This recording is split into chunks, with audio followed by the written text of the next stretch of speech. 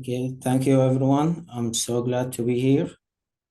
I'm here on behalf of Aga University. I'm a postgraduate student there. And this project was given to me by my supervisor, Dr. Ozan.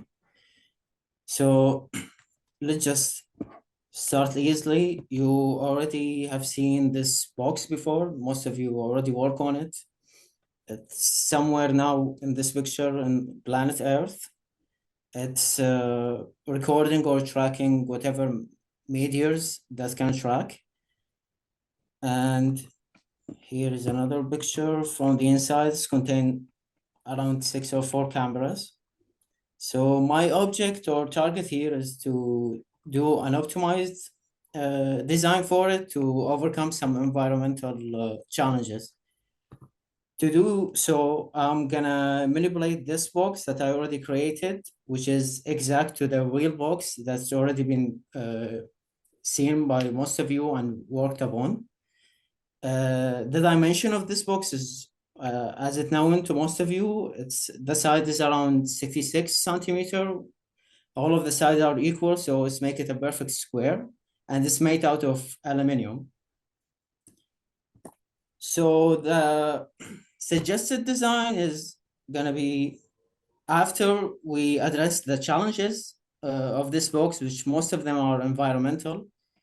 For example, the challenges of melting up snow, especially if it's in snowy places like Canada or other geographical places, and also the unwanted guests like birds and whatever things that might stand upon the glass of the box and might be a challenge for the camera to do its work. And for sure, most of the tropical places and most of the geographical places in the world, there must be a rain. So how do we deal with rain issue and how to clean the glass after a rain is occurred? So I'm gonna divide the issues and conquer them on 2 parts. The first part, which is melting the snow, that can be built up upon the box and scaring any birds or unwanted guests that might stand upon the cameras. And the second part just basically addresses the issue of cleaning the glasses from any water or whatever object that might stand on it. So here is the proposed optimized design. I'm gonna explain in the upcoming minutes of my presentation how we can get to this design. But just a quick recap, there's a heat lamp here, which is we use it to melt down any snow that can build upon the glass. And we can sense the snow by a weight sensor that's positioned right here. And we have also an ultrasonic sensor, a DC motor that wipe and clean the glass. So the first part, which was the melting the snow and scaring away any unwanted guests like birds and so on. We're gonna use, by the way, I'm an engineer, I'm not a physicist like most of you, so I'm addressing any solution by hardware and software and sometimes math. So to address this issue, we're gonna create some project to melt down the snow and warn us if there is any object that stand on the glass of the box. To do this, we're gonna use a microcontroller, which is the commercial name for it is STM32 Nucleo. It has a different GPIO, which is stand for general input output pins. And we're gonna program it to weight any weight that stand upon the glass and respond accordingly and so on. We're gonna measure any object that is stand on the glass by using an ultrasonic sensor, which is called a distance sensor. I don't know if I'm allowed to open my camera, but I want to show you these parts. I hope I'm here. So we have here a weight sensor, and we have an ultrasonic sensor, which is basically it sends an ultrasonic wave, and once it's hit an object, is gonna rebounce and measure the distance accordingly. What we're gonna do with this can be explained on this electrical circuit. So we have here an ultrasonic sensor. It is gonna measure the distance of any object or any bird that stand on the glass and send it to our microcontrollers. And accordingly, we're gonna program the microcontroller to respond to the distance that's been measured. So if it's, for example, like 40 centimeter away, the object is 40 centimeter away from the ultrasonics, gonna generate a pulse that operate this band that's connected to a buzzer, which gonna have a sound like an enough frequency to scare any bird away.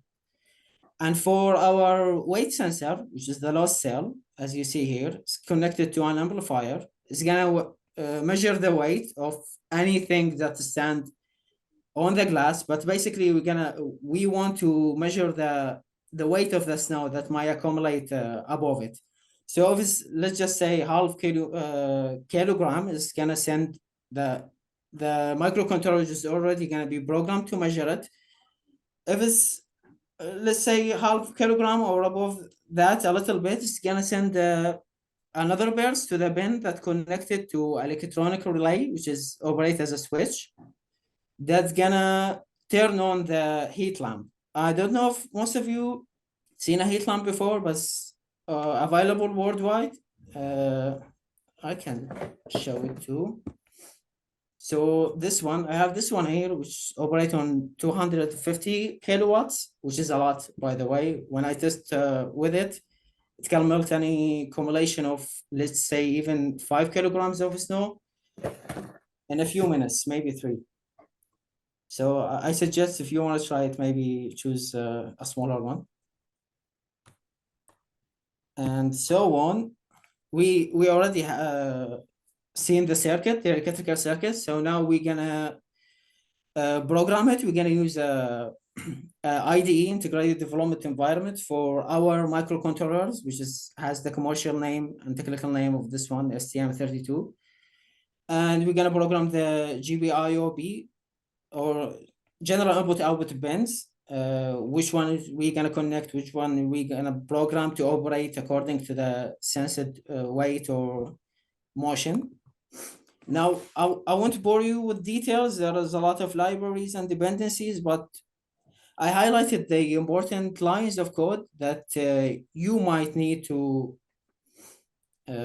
change. Like here, for example, it's been written by Turkish. This line is in condition that however the weight has been sensed. Here is in a float.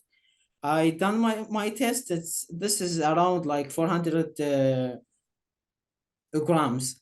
So I program it to only operate or send a pulse to turn on the heat lamp only and only if the weight that been standing on the glass bigger than 400 grams.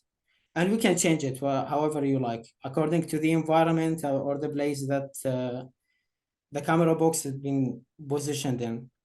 And the second important part of code, which is the distance. Here we measuring the distance in centimeter. And I'm saying basically that whatever object stands in front of our ultrasonic sensor and is measured less than 93, we're gonna toggle or or turn on the buzzer that's been connected to this pin, which is the pin 0, as we showed in the previous circuit. So here is an example of a debug mode. We run our program in a debug mode, and we already uploaded our program to the microcontroller. So here we have a few results, like live result. I put my hand, this was like around 41 centimeter away from the ultrasonic sensor. And I didn't put anything on here, like it was measuring between 80 and 90 without putting anything on the weight sensor.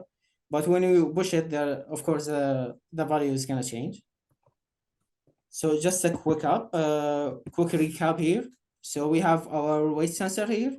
When snow is gonna accumulate on the glass, is the weight sensor gonna measure it. If it's whatever measure you wanna take, it can measure up to 10 kilograms. So in my line of code, it was around 400 grams, and we can also change it. So if the accumulated snow is bigger than 400 kilograms, it's gonna send a pulse, the microcontrollers to the heat lamp. It's gonna generate it till the snow is melted down, and the measured value is less than 400 grams. The heat lamp is gonna turn off.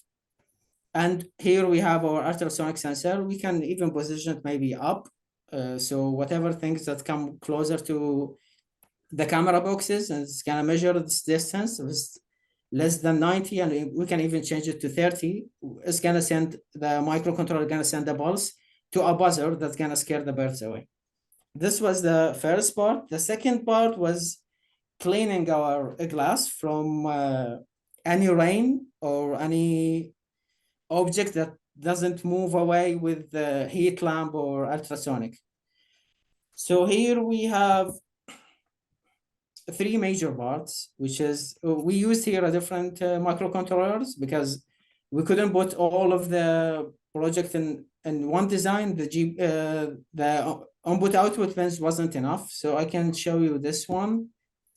The commercial name for it is Bluebell. It's pretty affordable and cheap, and you can find it worldwide and easy to program too.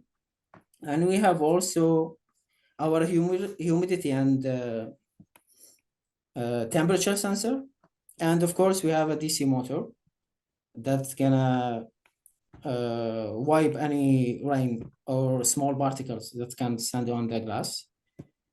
So just to see the circuit, the electrical circuit of this part. 5 more minutes. Sorry, how much? 5 more minutes. Okay. So we have the electrical circuit here. We programmed our microcontrollers to operate and send a pulse to our electronic relay to turn on the motors only and only if there is a certain value that's been measured of a humidity or temperature. I'm going to show it in the next part. And here we have a small adapter or inverter because it's a DC motor. It's operated on direct current and it's need around 12 volt. And as you know, we use an alternative volt, which is around 220 volts here in Turkey. So this is an essential part to operate the DC motor. And as I showed previously in the first part, we start with our IND. We choose the appropriate pins and that we're gonna connect to it our parts, our hardware parts like humidity sensor and so on.